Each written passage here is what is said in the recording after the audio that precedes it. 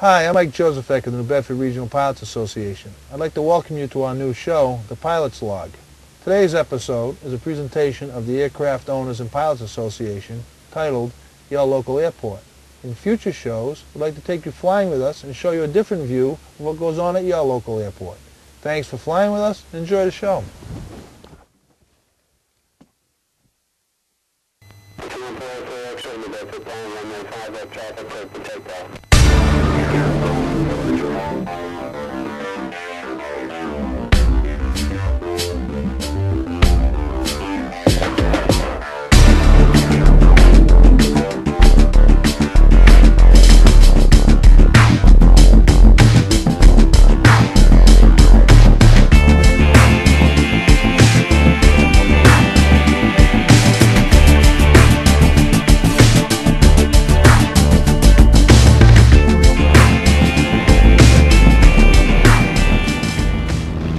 In 1903, the Wright brothers took their first flight. It lasted about 12 seconds, covered 120 feet. Could they have ever imagined how far that first flight would carry us?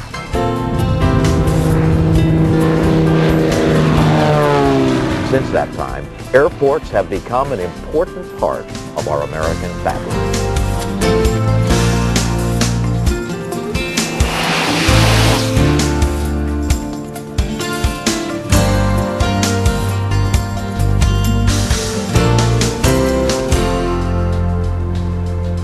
Hello, I'm Phil Boyer.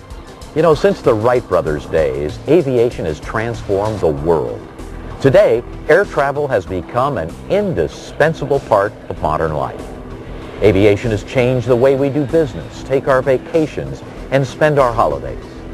But aviation is more than just the sum of scheduled airline flights.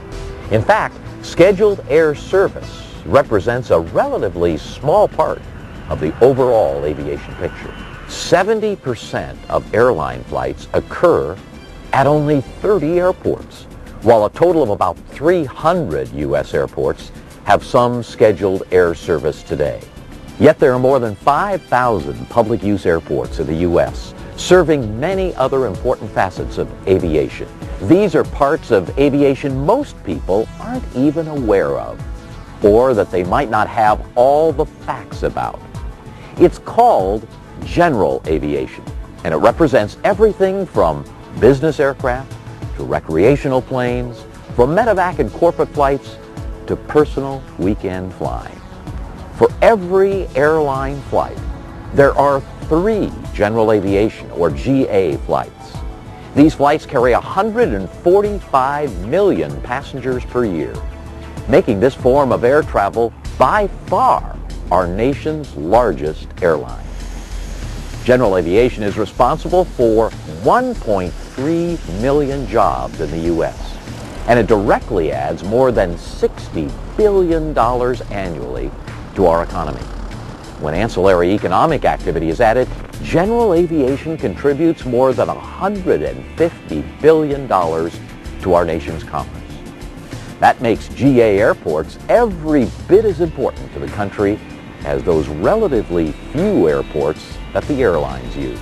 With all the economic activity they create and the transportation needs they meet, you might imagine our 5,000 public use airports are treasured assets in the communities they serve. But frankly, too often they are being neglected, sometimes vilified, and even closed. The fact is, airports are disappearing at an alarming rate. And without our network of GA airports, the rest of general aviation and all its benefits disappear too.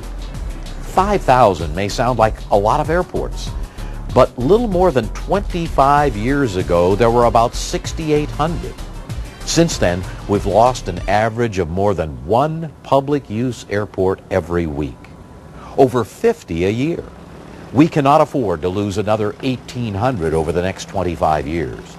These airports are often the only link to vital supplies and services where airlines have abandoned a community. There's another crisis affecting these airports, a crisis of opportunity lost, of a resource wasted. GA airports have proven time and time again that they can be engines for tremendous economic growth when communities manage these priceless assets. And communities that ignore their airports miss out on these opportunities. I want you to meet some people who can tell you from personal experience and from studying the facts what an airport can do for its community. In St. Petersburg, Florida, for example, voters came together to soundly defeat efforts to close Albert Whitted Airport, the city's only GA field. What does a community get in return for its support? Scottsdale Air Park in Arizona provides a fine example. The city used the airport as an anchor for a thriving industrial park development. Julian Furling is the former president and CEO of Founders Bank at the Scottsdale Air Park. He's seen firsthand the economic vitality an airport can spark. Well, the Scottsdale Air Park is a significant economic contributor to the Scottsdale area. The numbers I have consist of the air park providing a little over $90 million in tax revenues to our city, which is pretty meaningful. In Scottsdale, as at many GA airports, business aircraft comprise an important segment of the fleet. For many companies, the plane isn't just about efficiency, it's a necessity. They need quick access to far-flung facilities, customers, and suppliers. And I'm not just talking about corporate jets.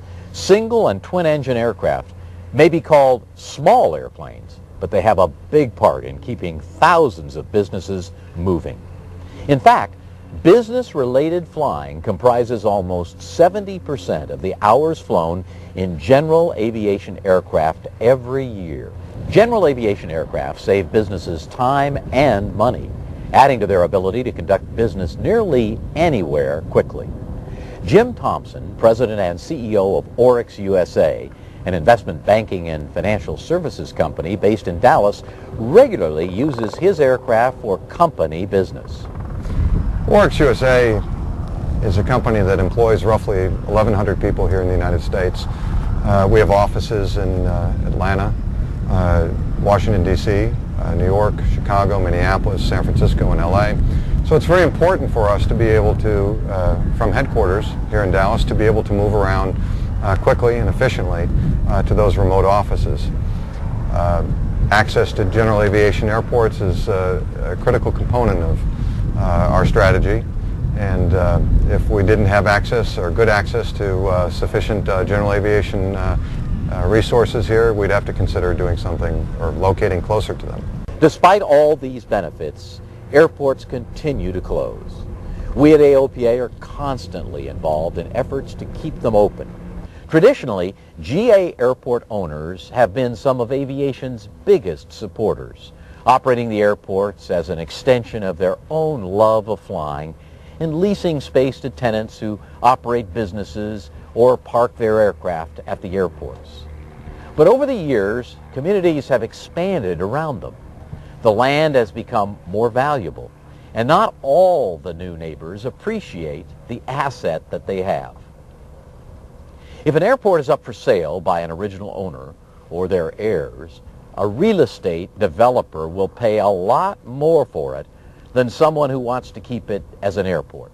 The community of Schaumburg, Illinois, located just a few miles from one of America's largest airline airports, Chicago's O'Hare, determined that that wouldn't happen to their privately owned public-use airport. City leaders understood the economic development opportunities their small airport provided, and they realized you don't need an industrial park like the one at Scottsdale in order for an airport to make a big difference to area businesses. A key factor for some businesses in deciding where to locate their offices is access to a local general aviation airport. Of course, as important as they are, business flights aren't the only aviation activity